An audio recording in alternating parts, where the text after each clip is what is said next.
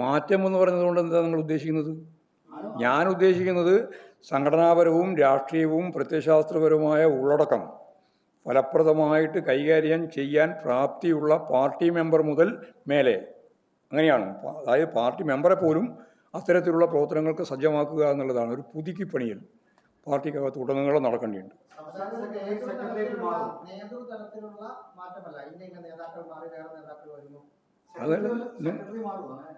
അതിൽ നിങ്ങളൊരു സ്വപ്നമാണല്ലോ. അതിനുവേണ്ടിയാണല്ലോ കുറേ കാലമായിട്ട് ഇങ്ങനെ നിങ്ങൾ ഭയങ്കരമായി പണിയെടുത്തുകൊണ്ടിരിക്കുന്നത്. ഞങ്ങൾ ഏതെങ്കിലും ഒരാൾ മാറുന്നതോ ഒരാൾ കൂട്ടുചേരുന്നതോ ഒന്നുമല്ല.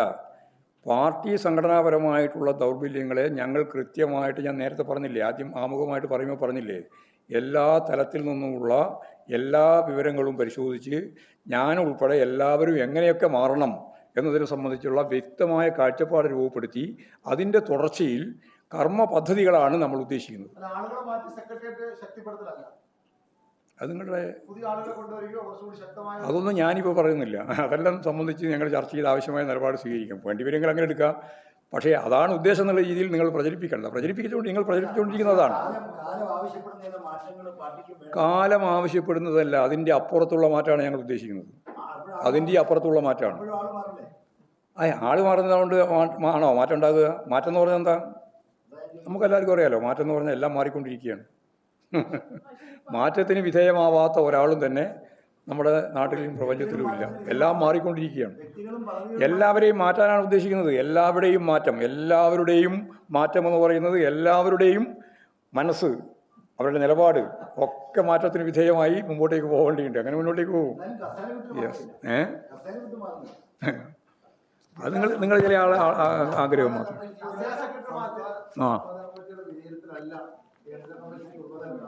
അത് നിങ്ങളുടെ കയ്യിലുണ്ടല്ലോ, പരിശോധിച്ചിട്ട് റിവ്യൂ എഴുതിയാൽ മതി.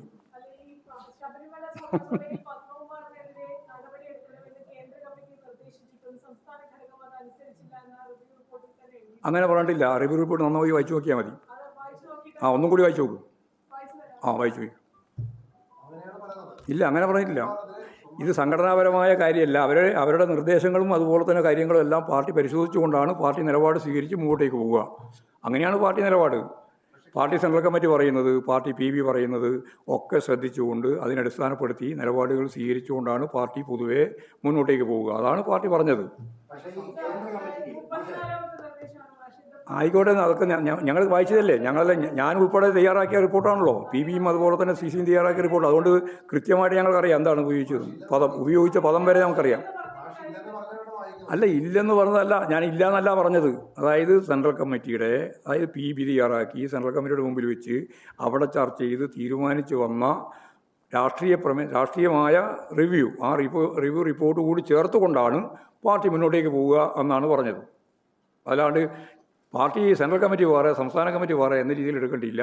അങ്ങനെ വരുമ്പോൾ സെൻട്രൽ കമ്മിറ്റിയുടെ നിർദ്ദേശങ്ങൾ, പാർട്ടി PBയുടെ നിർദ്ദേശങ്ങൾ, അല്ലെങ്കിൽ മേലെ നിന്ന് വരുന്ന സഖാക്കളുടെ നിർദ്ദേശങ്ങൾ, ഇതെല്ലാം ചേർത്തുകൊണ്ട് പരിശോധിച്ചുകൊണ്ടാണ് പാർട്ടി മുമ്പോട്ടേക്ക് പോകുന്നത്.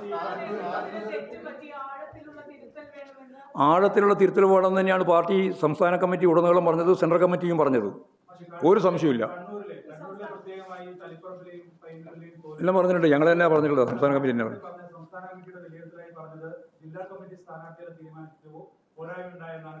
അതെ, അത് മാത്രമല്ല സംസ്ഥാന കമ്മിറ്റിക്ക് അതിൽ ഇടപെടാൻ കഴിഞ്ഞില്ല എന്നുള്ള ദൗർബല്യവും ഞങ്ങൾ ചൂണ്ടിക്കാണിച്ചിട്ടുണ്ട്. ആ ദൗർബല്യം ഇപ്പോൾ CCയും ചൂണ്ടിക്കാണിച്ചിട്ടുണ്ട്. അത്രയേ ഉള്ളൂ.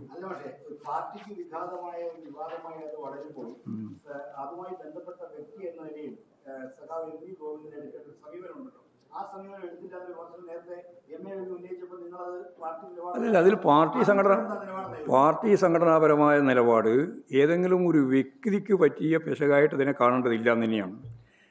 പാർട്ടി ജില്ലാ കമ്മിറ്റി തീരുമാനിച്ചു കൊണ്ടുവന്ന ഒരു തീരുമാനം, ആ തീരുമാനത്തിന് അംഗീകാരം കൊടുത്ത സംസ്ഥാന സെക്രട്ടേറിയറ്റ്, സംസ്ഥാന കമ്മിറ്റി, സ്വാഭാവികമായിട്ടും ആ ഒരു നിലപാടിൽ അവിടെ ചർച്ച ചെയ്തപ്പോൾ ദൗർബല്യം ഉണ്ടായിട്ടുണ്ടെന്ന് കണ്ടു.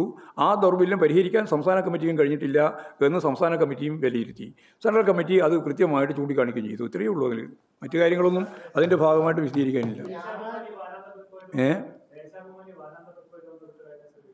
അല്ല, വാരാന്ത പതിപ്പിൻ്റെ ഭാഗമായിട്ട് എന്തെല്ലാം ഉൾക്കൊള്ളണം, എന്തെല്ലാം ഉൾക്കൊള്ളണ്ട എന്നുള്ളത് ഇവിടെ പത്രക്കാരാൽ ഇരിക്കുന്നില്ലേ, അവരല്ലേ തീരുമാനിക്കുക. അതിൽ നിങ്ങളെന്തിനാണ് ഇടപെടുന്നത്? സാമാന്യ മര്യാദ അനുസരിച്ച് മറ്റു മാധ്യമങ്ങൾ അങ്ങനെ ഇടപെടാറില്ല. ഇപ്പം നിങ്ങൾ ഇടപെടുന്നത് ഒരു തിങ്കളാഴ്ച തുടങ്ങി ഒരാഴ്ച ഒരു ദിവസം മാറിപ്പോയെന്നല്ലേ ഉള്ളൂ. അതിനകത്ത് അല്ല, അത് അവർ പറഞ്ഞിട്ടുണ്ടല്ലോ, സാങ്കേതിക പ്രശ്നം കൊണ്ടാണ്.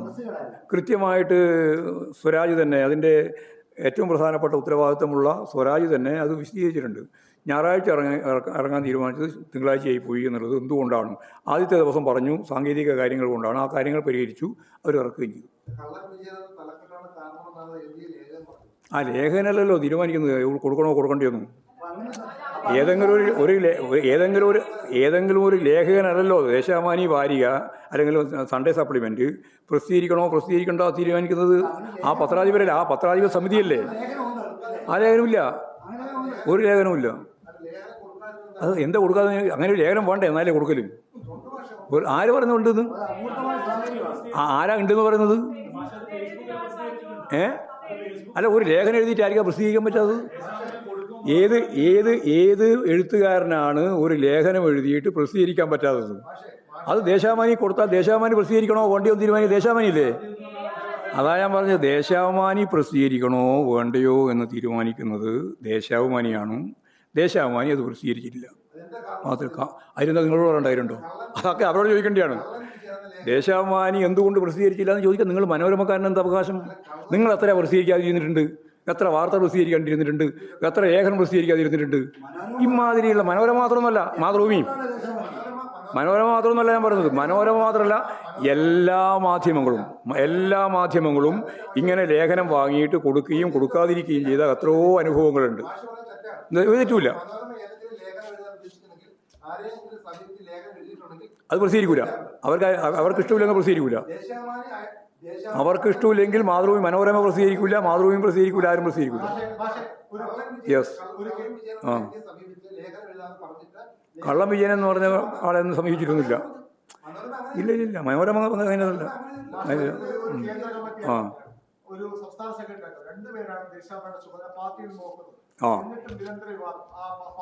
നിരന്തര വിവാദമൊന്നുമില്ല. എപ്പോഴെങ്കിലും ഏതെങ്കിലും ഒരു അല്ല, അതുണ്ട് തള്ളിപ്പറയും. പിന്നെ ശരിയല്ലാത്ത നിലപാട് വന്നാൽ തള്ളിപ്പറയില്ലേ? ശരിയല്ലാത്ത നിലപാട് ദേശാഭിമാനിയുടെ ഭാഗത്ത് നിന്ന് വരുന്ന സന്ദർഭങ്ങളിലൊക്കെ ഞങ്ങൾ ഇടപെട്ടിട്ടുണ്ട്. പക്ഷേ ദേശാഭിമാനിയാണ് CPIM-ൻ്റെയും ഇടതുപക്ഷ പ്രസ്ഥാനത്തിൻ്റെയും ഏറ്റവും പ്രധാനപ്പെട്ട ജിഹ്വ. അതില്ലാത്തൊരു ദിവസത്തെപ്പറ്റി ആലോചിക്കാൻ തന്നെ സാധിക്കില്ല. നിങ്ങളെല്ലാം മുമ്പിൽ എല്ലാ അർത്ഥത്തിലും പാർട്ടി വിരുദ്ധമായ, രാഷ്ട്രീയ വിരുദ്ധമായ നിലപാടുകൾ സ്വീകരിച്ച് വലതുപക്ഷ ആശയങ്ങൾ ഉൽപ്പാദിപ്പിച്ചുകൊണ്ടിരിക്കുന്ന ലോകത്തിലെ ഏറ്റവും പ്രധാനപ്പെട്ട കേന്ദ്രമായ കേരളത്തിൽ ദേശാഭിമാനി പോലും ഇല്ലാതിരിക്കുന്ന ഒരവസ്ഥയെപ്പറ്റി ഞങ്ങൾക്ക് ആലോചിക്കാനേ സാധിക്കുന്നില്ല, ഒരു ഇടതുപക്ഷക്കാരനും ആലോചിക്കാൻ സാധിക്കുന്നില്ല. അതുകൊണ്ട് ദേശാഭിമാനി നിങ്ങളുടെ ജാഗ്രത നല്ലത്.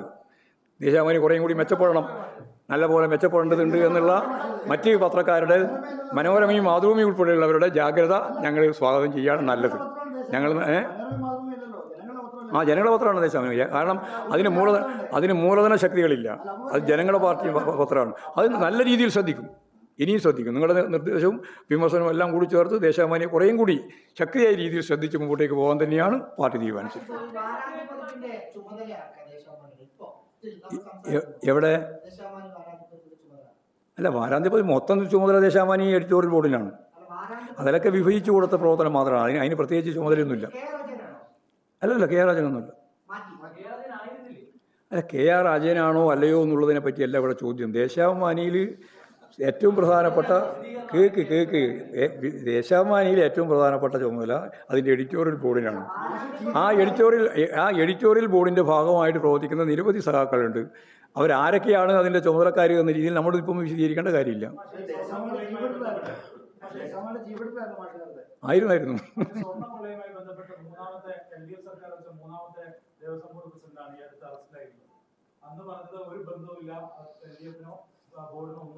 അല്ല, ഞങ്ങൾ പറഞ്ഞതല്ല, കോടതിയും പറഞ്ഞു, അതുപോലെ തന്നെ SITയും പറഞ്ഞു.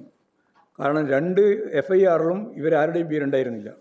ആദ്യത്തെ FIRലും ഇല്ല, രണ്ടാമത്തെ FIRലും ഇല്ല. ഇപ്പോഴും ഗവൺമെൻറ് മാറി വന്നതിന് ശേഷം മന്ത്രി തന്നെ ശക്തിയായിട്ട് ഇടപെടുന്ന നിലയുണ്ടായി എന്നുള്ളത് അന്ന് വിമർശനപരമായിട്ട് വന്നെയാണ്. അതൊക്കെ വെച്ച് എന്തൊക്കെയാണ് എന്നുള്ളത് സൂക്ഷ്മമായിട്ട് പരിശോധിച്ച് വേണം കൃത്യമായ നിലപാട് സ്വീകരിക്കാനെന്നാണ് പാർട്ടി അതിനെ സംബന്ധിച്ച് കണ്ടിട്ടുള്ളത്. ഞങ്ങൾ SITയെ തള്ളി പറയുന്നില്ല.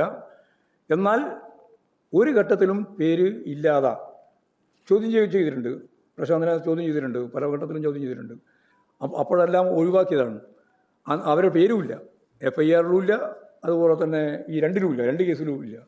അങ്ങനെയുള്ള ഒരാളെ ഇപ്പോൾ രണ്ടുപേരെയും ഇപ്പോൾ പ്രതിയാക്കിയിരിക്കുന്നു എന്നുള്ളത് അതിൻ്റെ എല്ലാ വിശദാംശങ്ങളും കിട്ടിയതിന് ശേഷം മാത്രമേ നമുക്കൊരു വ്യക്തമായ നിലപാട് പറയാൻ സാധിക്കുകയുള്ളൂ. ആണ്, അതെ, അത് ഉൾപ്പെടെ പറയാം, നമുക്ക് നോക്കിയിട്ട് പറയാം. ഇടപെട്ടിരുന്നു എന്നുള്ള സത്യം അതിപ്പോൾ പത്രത്തിൽ വന്നതാണല്ലോ. പത്രത്തിൽ തന്നെ അദ്ദേഹം തന്നെ കൊടുത്ത വാർത്ത പുറത്ത് വന്നതാണ്. അപ്പം മന്ത്രി തന്നെ പറഞ്ഞ കാര്യം.